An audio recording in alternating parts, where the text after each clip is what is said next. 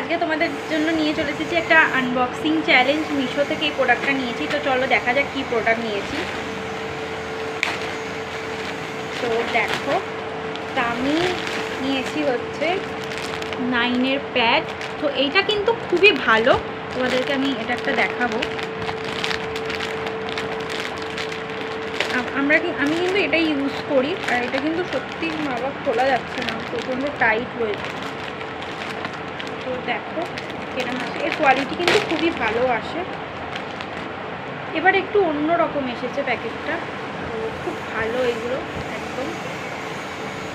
তোমরাও এটা ইউজ করো 9-এর প্যাড, আর তার সাথে এরকম র্যাপারও দিয়ে দেয় আমাদের র্যাপ করে ফেলার জন্য।